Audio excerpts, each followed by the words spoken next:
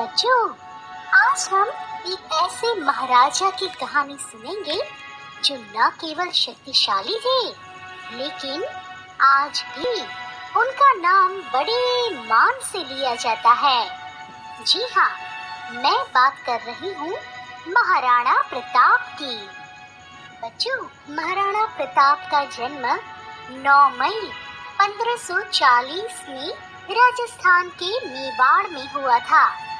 उनके पिता का नाम प्रताप उदय सिंह द्वितीय और माता का नाम महारानी जयवंताबाई था। महाराणा प्रताप बचपन से ही बड़े आत्मविश्वासु और बहादुर थे। अपने जीवन में उन्होंने मुगलों के 1-2 नहीं, लेकिन 12 बार किए हमलों में मेवाड़ की रक्षा की थी। इसलिए बच्चों, महाराणा प्रताप की वीरता की कहानी आज भी हम सभी सुनते हैं।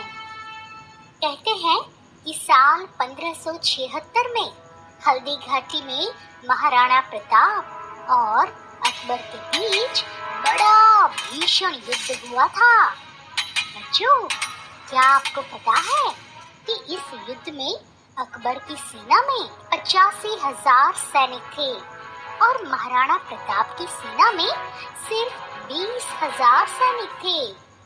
लेकिन फिर भी महाराणा प्रताप पूरी शक्ति और वीरता से इस युद्ध में लड़ते रहे।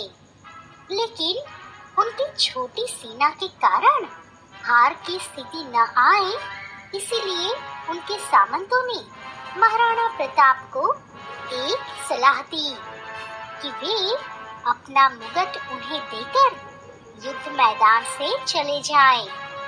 इससे मुगलों को लगेगा कि महाराणा प्रताप युद्ध लड़ रहे हैं, लेकिन आप बाहर जाकर अपनी सेना को और मजबूत कर सके। बच्चों, इस योजना का अमल करते हुए महाराणा प्रताप युद्ध के मैदान से बाहर जाते हैं। क्या तुम्हें पता है कि महाराणा प्रताप का घोड़ा चेतक भी उन्हीं की तरह बड़ा तेज और बहादुर था। जब मुगल सेना महाराणा प्रताप के पीछे लगी थी, तब चेतक महाराणा को अपनी पीठ पर लिए 26 फीट के उस नाले को भी लांघ गया था, जिसे मुगल सेना भी पार न कर सकी। अपने महाराणा को बचाने के लिए चेतक घोड़े ने अपने प्राण त्याग दिए। महाराणा प्रताप कुछ साथियों के साथ जंगल में जाकर छिप गए और जंगल में रहकर कंदमूल खाकर लड़ते रहे। जंगल में ही वे अपनी सेना को फिर से जमा करने में जुट गए। 30 वर्षों के लगातार प्रयास के बाद भी अकबर महाराणा प्रताप को बंदी नहीं बना सका। आखिरकार अकबर को महाराणा प्रताप को पकड़ने का ख्याल दिल से निकालना पड़ा। इसके बाद 19 जनवरी 1597 को महाराणा प्रताप का निधन हुआ था।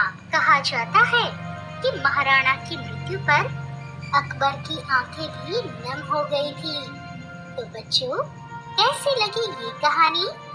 अगली बार हम और मजेदार कहानी सुनेंगे। Bye bye.